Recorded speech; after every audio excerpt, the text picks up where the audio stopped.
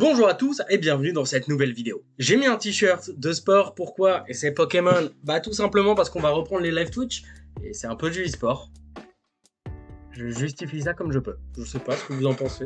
Ma chaise elle grince trop là, ça me pète les couilles. Je vais la péter un jour là. Putain, ça y est, je suis énervé. Mais et puis j'ai chaud aussi, c'est pour ça peut-être. Mais voilà, donc pour l'introduction, on va commencer tout de suite avec un tome de Tokyo Revengers. 2 tomes, en fait. J'ai oublié. Mais oui, parce que j'ai acheté le tome 30 et 31. Et oui, pourquoi je les ai achetés maintenant? Le tome 30, je l'ai acheté à sa sortie. Mais comme en fait, j'avais pas fait de vidéo depuis, achat manga, bah, il y a 30 et 31. Donc je vais enfin, incessamment sous peu, connaître la fin de Tokyo Revengers. Et je pense que j'en ferai une petite vidéo globale sur mon avis sur la série Tokyo Revengers, ce que ça a donné. Est-ce que j'ai aimé, est-ce que j'ai pas aimé? Mais je sais que les ressentis sont très mitigés, très partagés. Donc voilà, je ferai mon avis par moi-même, comme à chaque fois. Comme quand je vais au cinéma, je fais mon avis par moi-même. Je regarde pas forcément toutes les critiques. Je les regarde plus après, du coup, je suis d'accord ou non avec les gens. Mais voilà, donc on va pouvoir enfin se finir ça. Hop là, transition, je sais pas si c'est bien fait. J'espère parce que ça va être le cas pour tout le reste. Mais on continue chez Glénat avec le dernier tome, enfin, de Gum The Last Order. Donc je n'ai toujours pas commencé à relire tout ça, puisque je planche sur d'autres séries que je n'ai pas finies depuis longtemps, notamment les 4 Cavaliers de l'Apocalypse, enfin, Fortnite of the Apocalypse, mais on y reviendra un peu plus tard. Parce que voilà, en fait, j'ai beaucoup de séries qui sont déjà en cours et où j'ai beaucoup de tomes de retard. Donc j'essaye de rattraper un peu tout ça. On poursuit ? La transition elle est pas simple parce que j'ai acheté les 9 premiers tomes de Ascension et au final je me suis dit je vais attendre pour les lire et j'ai commencé à lire les 4 premiers tomes. Mon dieu, mais c'est une masterclass cette série. J'ai pas tous les mots, il y a des choses très étranges comme quand un mec se fait sucer, il a l'impression un peu de devenir une montagne. Premier degré c'est ça, c'est bizarre un peu, mais il se passe plein de choses, c'est un manga extraordinaire. J'ai lu le premier tome, je me suis dit putain c'est cool. J'ai lu le deuxième et je me suis dit c'est génial comme série. J'ai acheté le troisième, première claque. Et je me suis dit genre ah, il peut se passer ce genre de choses. Ok. Ben on va continuer et il se passe de plus en plus de choses très improbables et très imprévues.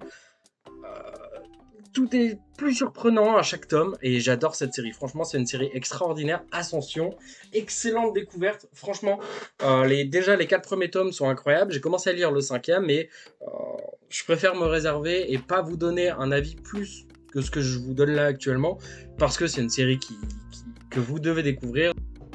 Hop là, Partners 2.0. C'est de la tranche de vie. Ça fait longtemps que j'en ai pas lu. C'est des trucs où ils sont très jeunes, très un peu geek, très otaku, très renfermés. Et je m'étais dit, ça faisait longtemps où les gens m'en parlaient. Je me suis dit, allez, vraiment, il faut essayer de se lancer. Et franchement, je trouve ça très cool. Et c'est pas la première fois que Kurokawa me surprend et m'intrigue énormément avec une série de cul. Vous le savez, je lis pas tant de trucs de cul que ça. Moi, j'aime bien quand c'est bien fait. Là, c'est bien fait, c'est bien écrit. Je trouve que les personnages évoluent assez bien. Le principe de base de nos relations ne conviennent pas bien, on devient un peu juste Amélie, mais un peu sex friend quoi. En fait, je trouvais ça vraiment bien écrit, bien développé. Les personnages sont attachants. Ils sont chiants l'un comme l'autre, mais ils sont cool l'un comme l'autre, donc ils sont attachants. Voilà, excusez-moi de ça, j'ai l'impression d'être vieux en disant cette expression. Et chez Kurokawa, je n'avais pas été déçu par la première série de cul que j'ai lue de ma vie qui était Nozokiana. J'en avais fait une vidéo qui était très très cool parce que Nozokiana, c'est une œuvre de cul très intelligente. Donc si jamais vous avez envie de lire du cul, Nozokiana et maintenant Partners 2.0, je pense que ça, peut-être que j'en ferai une revue très très courte en format short, mais très bonne surprise, très belle découverte. Les chroniques de Sifandir, je n'ai pas encore eu l'occasion de le commencer, mais c'est du manga français, ça va être lu très rapidement, croyez-moi. Donc voilà, je peux pas en dire de choses de plus, mis à part que c'est le spin-off donc de Radiant. C'est bien précisé ici parce qu'à la base personne ne le savait. Naokuren, le dessinateur, je le suis depuis très longtemps sur Instagram. J'avais d'ailleurs essayé de le choper sur un format 4 auteurs de manga inconnus. Pas de réponse. mais voilà, on va chroniquer ça dans tous les cas parce que c'est du manga français. Hop, on poursuit avec Run to Heaven, qui a été pour moi, je pense, actuellement l'une des plus belles claques dans le domaine du manga français. Parce qu'on est sur de la tranche de vie, ça, on a un côté pas science-fiction, parce que c'est pas de la science-fiction, mais un peu futuriste, mais pas tant d'années dans le futur. Donc c'est quand même dans une époque en même temps très actuelle et en même temps non. Mais le manga est génial, le manga est magnifique, c'est extrêmement bien dessiné, c'est un style graphique qui vous parlera peut-être un peu moins. Mais franchement, bravo. Bravo Toine pour ton œuvre, pour ce que tu as fait, parce que franchement, ça a été une belle claque. Et j'avais lu précédemment ce que tu avais fait, et là, donc on sait qu'il y aura des suites et tout ça. Et franchement, j'ai vraiment hâte de découvrir le tome 2, parce que putain, je pense que j'ai pas autant adoré lire un manga depuis un manga français depuis longtemps, où vraiment on échappe des codes habituels. Les personnages sont extrêmement bien travaillés, l'univers est très réaliste, on s'attache énormément aux personnages, et franchement, je pense que vous devez lire Run to Heaven, parce que pour moi, c'est l'une des plus belles surprises du manga français de cette année.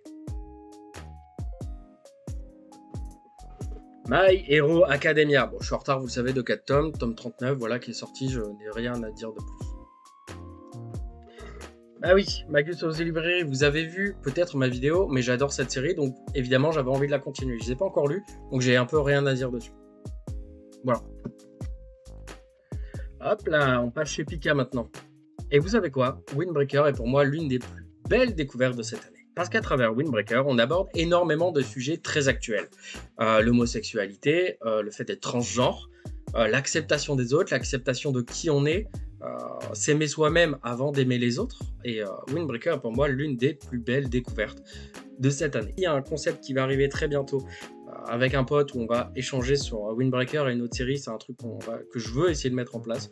C'est inviter des gens qui lisent des mangas, qui n'ont pas forcément de chaîne, mais juste d'essayer de débattre. Et voilà, pour défendre lui son œuvre, moi mon œuvre, qui est donc Windbreaker.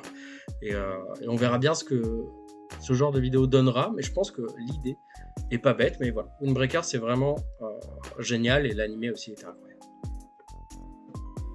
On en parlait un peu plus tôt, les 4 cavaliers de l'Apocalypse, et pour moi, je sais pas, j'ai adoré Seven Deadly Sins, mais là il y a une part de j'adore quand je lis les tomes, et il y a une part de je ne découvre plus grand chose. On en parlera un peu plus profondément dans une petite vidéo, un petit short, ou alors une petite vidéo bonus qui sortira, qui sera peut-être un peu plus courte que les autres, je ne sais pas. Mais très bonne surprise, mais en même temps, pas de surprise à travers l'œuvre. Je sais pas si vous arrivez à me suivre, mais voilà, il faudra qu'on en parle, vraiment. Bah, Dreamland, qu'est-ce que tu veux que je dise de plus de juste Dreamland? En fait, c'est Renaud Lemaire, c'est du génie. Retrouver les personnages incroyables, retrouver tout l'univers incroyable, les réponses amenées à l'intérieur sur plein de questions qu'on se pose et qu'on ne se pose pas, incroyable. Franchement, Renaud Lemaire, c'est juste une masterclass à chaque fois qu'on le voit, c'est génial. Dreamland, c'est un des mangas français les plus connus. C'est normal. Et croyez-moi que quand l'anime Dreamland va sortir, je l'attends au tournant parce qu'on va en parler énormément pendant beaucoup de temps, parce que je pense qu'il y aura beaucoup de choses à dire sur l'adaptation. Je vais me refaire l'intégralité presque on va dire des 6 premiers volumes, 7 premiers volumes qui devraient à peu près, je pense, retracer la première saison juste avant que la saison sorte, de manière à ce que chaque épisode je puisse faire un petit peu un comparatif et vraiment développer est-ce que ça a été une bonne adaptation ou pas, parce que c'est compliqué. C'est une adaptation qui va arriver en animé, adaptation française de manga français. Je pense que Renaud Lemaire va pas mal suivre un peu tout ce qui se fait. Mais j'ai beaucoup de questions. Quand on a eu les premiers visuels, les premiers trailers, il y a eu des choses qui m'ont plu, il y a eu des choses qui m'ont déjà un peu déplu. Donc on en débattra forcément, vous inquiétez pas. Et si vous voulez qu'on en parle déjà de mon avis sur le trailer, on peut faire une petite vidéo si vous vous manifestez en commentaire sur ce que je pense du trailer de Dreamland.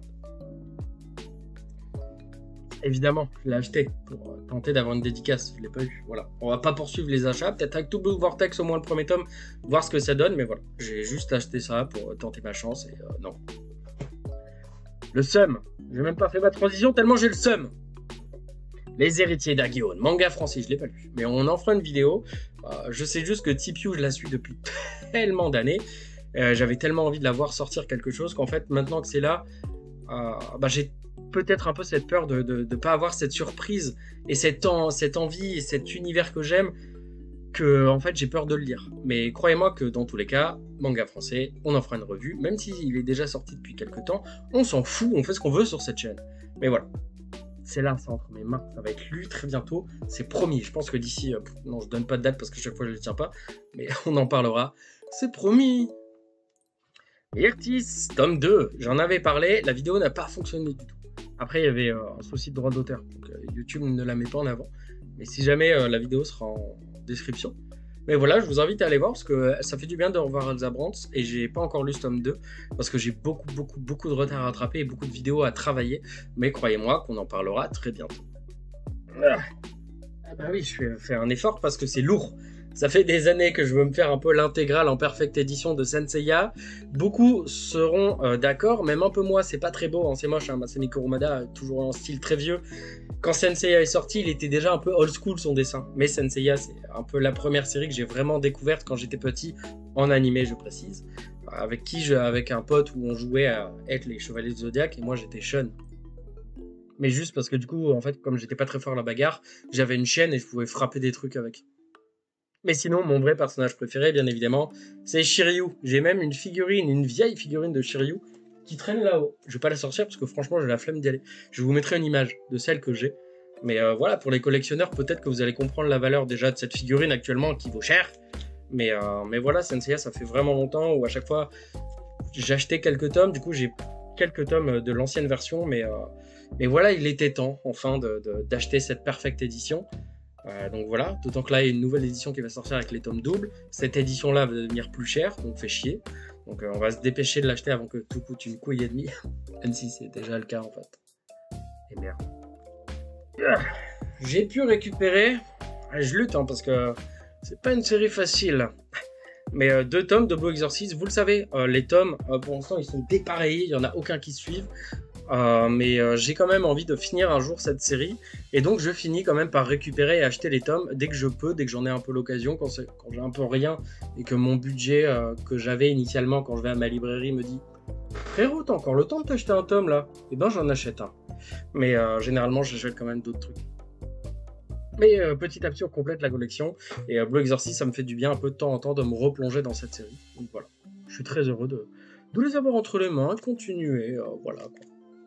Ah, j'ai plein de tomes de World Trigger. Et j'ai pu récupérer un coffret en plus. World Trigger, j'avais commencé cette série il y a très longtemps. Je vais les poser parce que ça va me casser les couilles. Mais j'avais commencé cette série il y a très longtemps et j'avais adoré. J'avais vraiment adoré. Les musiques, l'opening était génial. D'ailleurs, sur Pokémon Unite, j'ai fait des cartons en écoutant cette musique. Peut-être que voilà, c'est le destin. Mais je raconte n'importe quoi. Mais enfin non, c'est en même temps un peu vrai, j'ai fait un carton sur Pokémon Unite avec la musique. Mais voilà, ça faisait très longtemps que j'avais vraiment envie de me replonger dans cet univers. J'aime bien regarder des animés, mais je préfère vraiment lire et ressentir ce que l'auteur veut nous dire directement, plutôt que de voir une adaptation qui parfois cut des trucs qui sont essentiels. N'est-ce pas, Promise Neverland? Mais voilà. J'avais envie un peu de me replonger dedans et donc là comme j'ai beaucoup de tomes, je vais pouvoir racheter ceux qui me manquent à droite à gauche afin d'avoir la série complète à l'avenir. Mais voilà, merci à tous d'avoir regardé cette vidéo, ça me fait très plaisir, j'ai parlé très vite parce qu'il y avait beaucoup de choses à dire, il y a beaucoup de séries que j'ai achetées, il y a en même temps des choses que j'ai envie de vous dire, en même temps non, sur les mangas que je viens d'acheter hein, pour vous en faire des t-shirts et tout ça, vous donner mon avis dessus.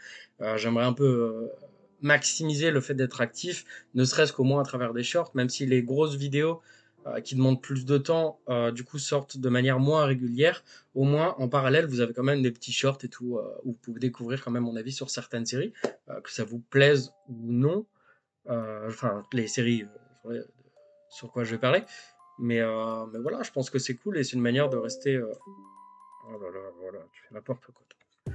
C'est une manière de rester actif. Dans tous les cas, je pense que la nouvelle DA est cool, où je fais vraiment ce que je veux quand j'ai envie de le faire. Et quand la vidéo est démonétisée, bah je lutte pas pour juste essayer de reporter le truc et d'en faire une nouvelle version. Tant pis, maintenant je commence à avoir l'habitude là sur YouTube, parce que toutes mes vidéos là en ce moment soient démonétisées.